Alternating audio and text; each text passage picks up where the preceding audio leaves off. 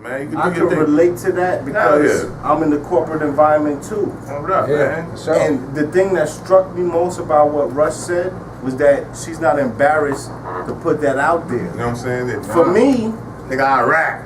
If I put that out there at my job, it's a problem. Yeah, you're right, corporate world, man.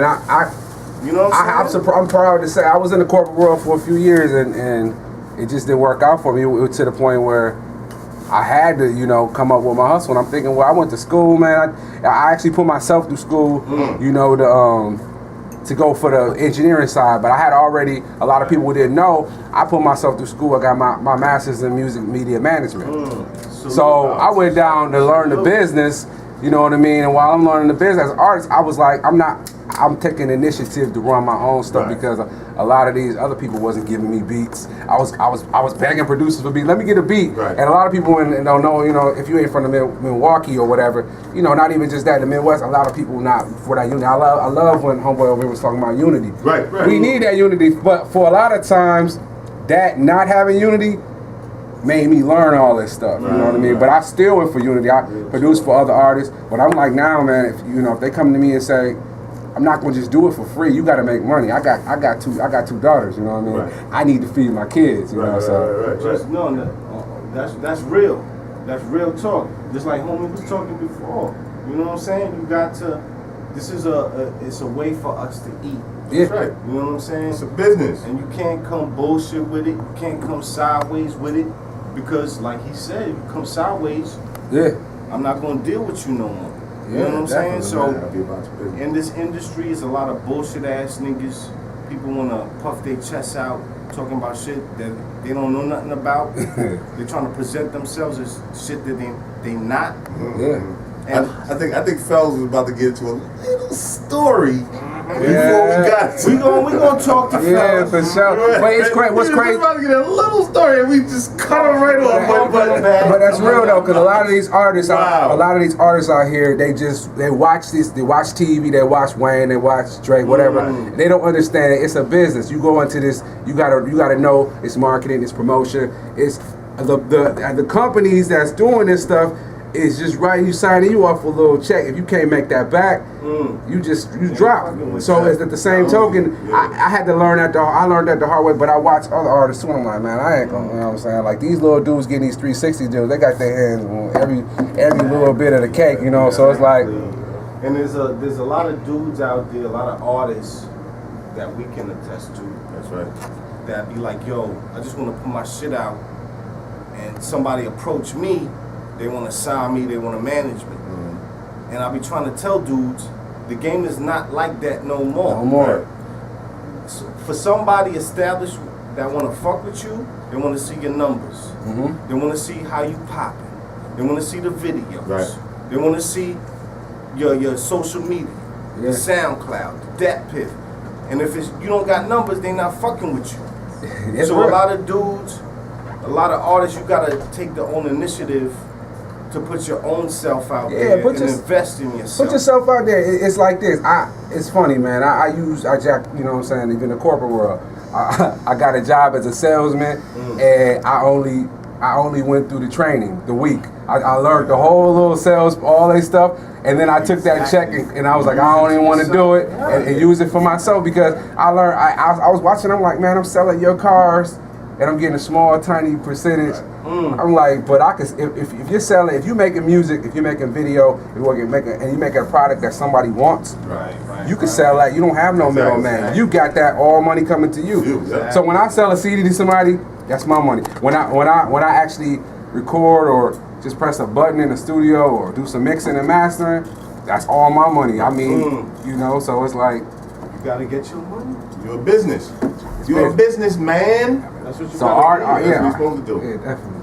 Oh, another bottle of Ciroc has popped up. That's Brooklyn in the house. Brooklyn, Queens, Bronx. Brooklyn, Queens, Milwaukee is here. Milwaukee, always in the building. All this. For sure. We sipping some rock. It ain't where you from, it's where you at. It's where you at. And I love the love here. And we was talking about hip hop earlier, and man, music You know what I mean? I was listening, and it's true. People need to stay in their own and create their own lanes, their own bridges. You know what I mean? They need to. I believe in. I run a website called Darick DDS, and then the format behind it is artist freedom. Freedom is unlimited expression. You know what I mean? We have art. We was giving gifts, art, all this stuff. You walk outside, you look at the grass, you see everything. You see every human being. If you honestly look at them once or twice, everybody has their own way of walking. Everybody has their own way of looking, and that's art. We make the world go around. You know what I mean? You gotta appreciate that. You got to. You know what I'm saying? So Can't take it for granted. So when I was at I'm just saying, like, I was at an actual conference and David Banner was there. He was saying how when he first got into the industry, he was making some music, but the way they curved it, he was making music he didn't want to make. You know what I mean? For a while, and then you know he said he got jerked like lost 25 mil. You know, just for not having the knowledge. And I'm like, we have this internet thing going crazy. People don't understand. You can have your own website, have people who like you, download your own stuff. People don't realize we the ones who decide what music is hot. What's That's what I'm saying. Yo, we are the industry. We are the industry. You know what I'm saying? We are the new industry, man. You know what I'm saying? From the radio shit to the independent shit to cats getting out there and grinding and doing what they got to do. Yo, man, we doing it. You know what I'm saying? They just credit card companies. That's all they are. You know what I'm saying? You know what I'm saying? Shit, even worse, they banks. Yep. You know what I'm saying? Loan sharks and shit. Because they, you know what I'm saying? Because you got to give back that money at the highest level. Because they invested in you. You know what I'm saying? Like, you know what I'm saying? You should invest in yourself. And see, that's the tip that a lot of artists still, to this day, 2013, is not understanding. It's like, yo, that label give you an advance, they want that back. Yeah, you know what I'm saying? I've been in studios with major niggas, made niggas, who like, yo, you're not making your money off of a record deal. This shows, you know what I'm saying? And how you work the points on your album. Yeah. You know what I'm saying? And then on that tip, there was even like, you can't, even on that, you still can't win. Because the producer want points, the executive producer want points, and you got to pay back the label. Yeah, and the label, that lifeline is the masters and all that. That's they own your masters. They own that. You really ain't got nothing, man. They own your masters and all that. That's their lifeline. That's a whole another lane, the masters. Exactly, and so that's why as an artist you have to create leverage for yourself. Exactly. If you don't go to the table and they present the contract to you, and be like, no, I want this amount of points, I want this distribution, and I want that. But cats, all they see now is the money that's being put in front of them. You know, Nigga need a I'm check. gonna give you a Bugatti and $2,000. And they're like, I'm straight. That fast and one is patience. You know what I mean? Like, and that's Real one thing I've talk. learned. You gotta have patience. You make the decision real quick. You find out later, man, I could have got this. I could if I just sat back, look at it. No, I tell artists and anybody, know your worth before you do something. Know how much your art is worth. You know your value. So when you go in there, you know they can throw all kind of numbers at you. You always read the small print. You know what I mean? Print. And I'm gonna tell you a little story. And the backdrop of the story is, even if a major nigga approach you, know what the number is. Yeah. If it fits you right. Me and homie right here, my co-host Laser, we've been doing music for years. At one point, we ended up in the studio with Wyclef when he was recording the Masquerade album. Okay. We played music for him. He was like, yo, it's dope, but your music is for the block. Yeah. He's like, yo, if I can't sell you, what am I gonna deal with you for? You know what I'm That's saying? another thing. You know what I'm saying? And he was like, yo, I can't play this, I can't promote this and play this on the radio, because like I said, y'all block niggas. Y'all dope to y'all peoples, but I can't sell this. You know what I'm saying? Yeah. So that showed us the mentality of, if somebody want to fuck with you, it's what you can do for them. Yeah, it's always what you do. You know what I'm saying? You gotta hold that leverage. And you gotta hold that leverage. And that's the part of the music business that people, you could stay a block rapper, or you could focus and be like, man, I'm just gonna make some hits, and I still can make some stuff for the block. Exactly. If you want to be successful, you look at the Sean Puffy Combs, Quincy Jones, you know, the Berry Gordy's. They was just trying to make hits, you know, and that's what made Motown's is the bomb. You know, even Puffy came in.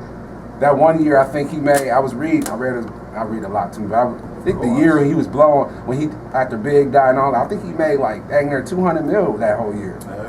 All that. Because, I'm going to tell you why. But before you talk on that tip, what you just mentioned, for those who want to be in the know, Mark Curry, who's one of his ghostwriters, wrote a book.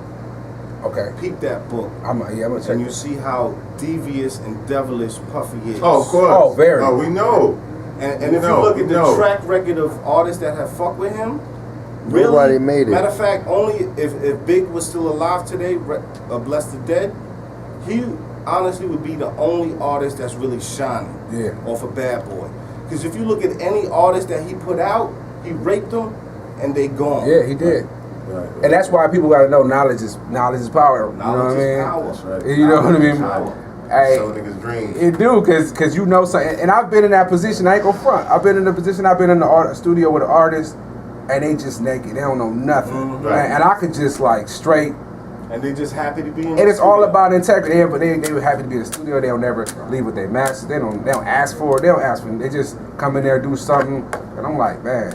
They don't even copyright this stuff. So, you know, sometimes just me, I might ask me, you know how to copyright? You know how to get your, you know, this and that? ASCAP, they don't know none of that stuff. Right. You know how you get paid off for They're that? just making music. That's all they do, make music, and you know what, you on YouTube and this and that, but you need to be Googling ASCAP, because it's real easy to get you an ASCAP account, all this. Yes, sir. And on that tip, you want to come to a radio station and get your joint played, but how to maximize the opportunity of that, because ASCAP and BMI is all about how many times your joint get played in a certain station. That's right. But cats don't understand that. That's real. And you know what it is? Like, I didn't even realize and understand the depth of the game until we had a producer.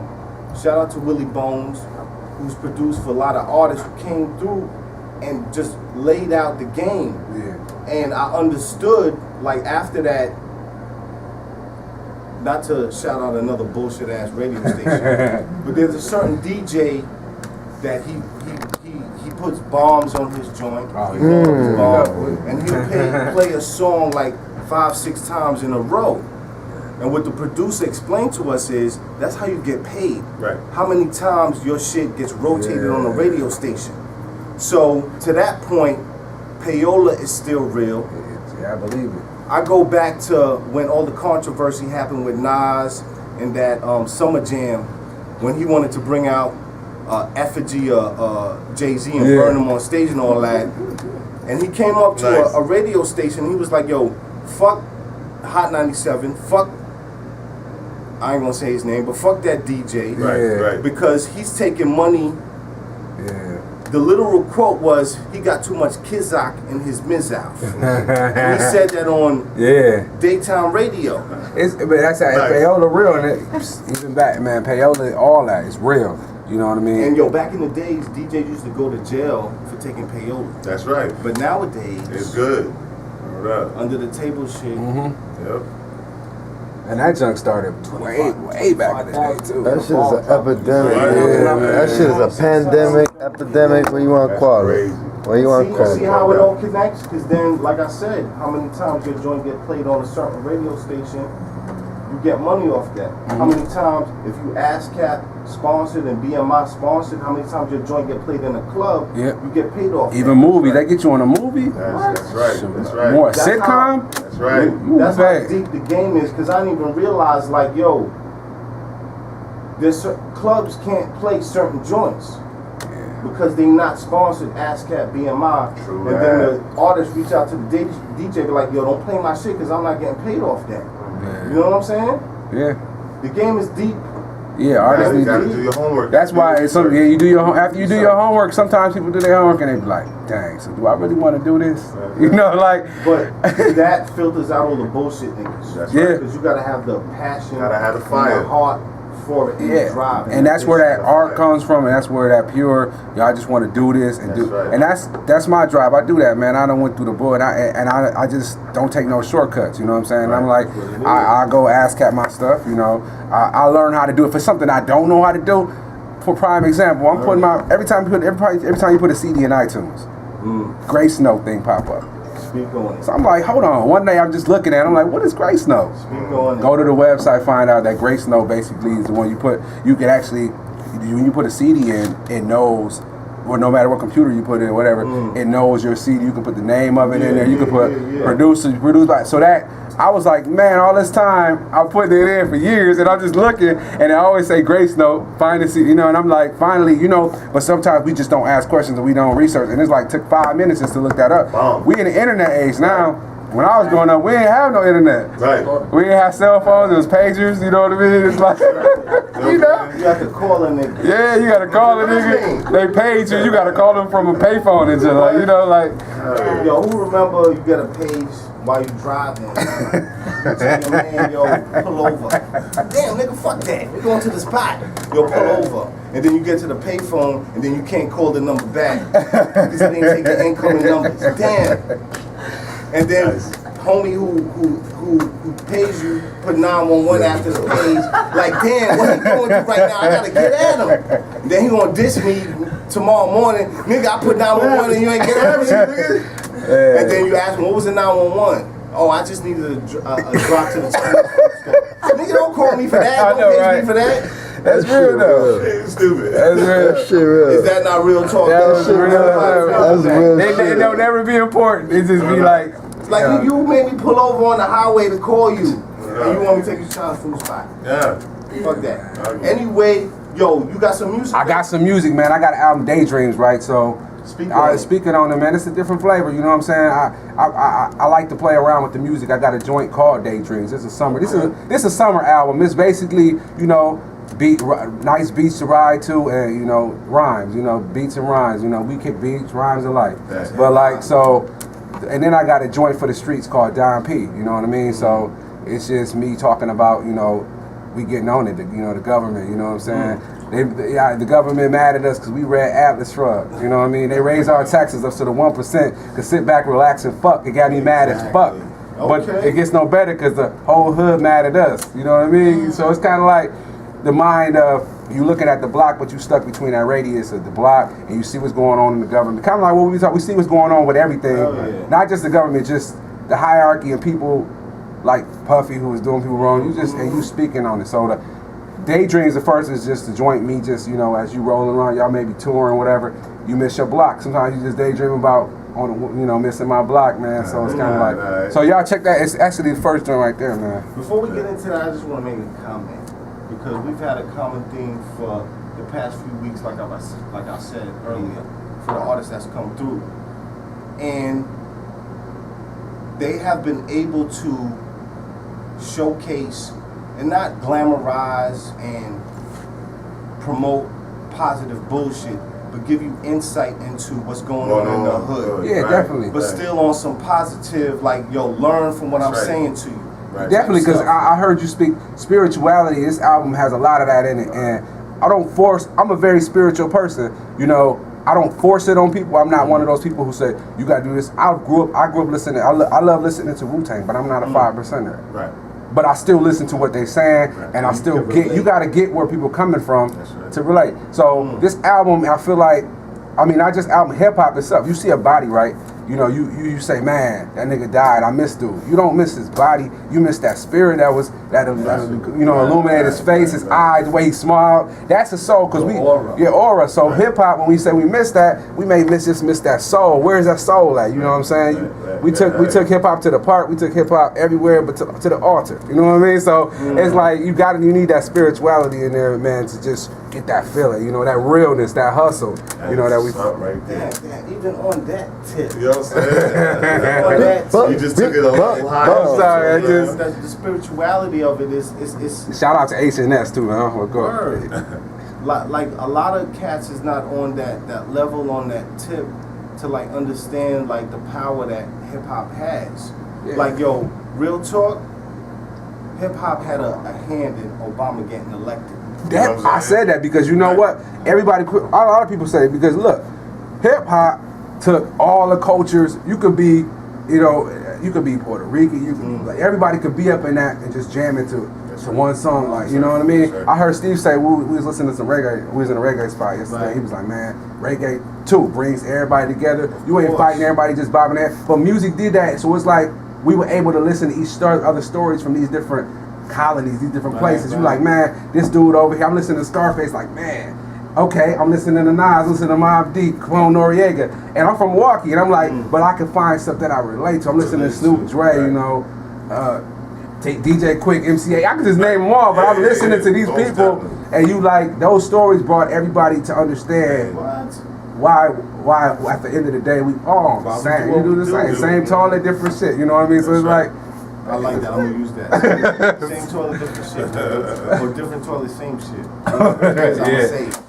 But on that tip, like I remember to this day, it was like '88. I was watching BT, and they put on a Too Short video, and I'm like, who the fuck is this nigga? He had the rope chain. I remember he had the rope chain. He had on the starter jacket, big goatee, tight jeans, beeper in his pocket. I know the video you told me. And I'm like, did he have a sham? I think he had a sham. Yeah. I'm like, I think he had a sham at who one the point. fuck is this nigga? Yo, And crazy. it made me want to research and look. Yeah. And when I did, I'm like, yo, this dude been popping for years. Years. In Oakland. And I'm in Oakland, I'm since like '82. Yeah. And I'm like, I'm listening to Rakim in '86, like that's the pinnacle of hip hop. And you find all these The different niggas in people, like, Oakland Been already rocking. been on it. Been rocking. So it's like, that's to the power of hip hop. Like, yo, to the point where cats in Japan tanning their skin, doing dreads, because they want to be like us. Yes. That's so powerful, Yo, man. how powerful. They want to be They like They just know where they came from too. And it's crazy because Africa. it's like that's what I want to get back people to understand, man. Be open minded with music, so you know what I mean. It's different artists everywhere that you can listen to, and so what? They beats don't sound the same as everybody else, or they rhymes, but it's interesting if you listening to every, you know what I mean. It's like interesting to see Too Short. He rapping, and you know, and he's saying the word bitch, and it's funny. It's like you listening and you like this dude is funny. Yes, sir. You know, it's like yo, and he keeping it real though too. he's damn near 50. Yeah. Still putting shit out. So it's a market for everybody. I tell them I don't get intimidated by other artists because if all of us rhyming, somebody may like me, somebody may like you, somebody may like. So everybody got an audience that people like. So why be selfish? Like get away. You should be like, all right, you know, let them pick who they gonna pick. Embrace the culture. That's what hip hop about. Really, hip hop as a culture and a genre is still growing. Yeah. It's really Still young. 40 years old. You know what I'm saying? Still young. And a lot of artists like to say it's a young man's game. You can't be old in this. But What up, world? Welcome to a DDS Productions, Daydream, baby. At the round table, movie like Fandango. Mind off balance like an isosceles triangle. Try brainstorming, I was water on my raincoat. Pushing under angle without a seatbelt hanging over my clothes. Suicide.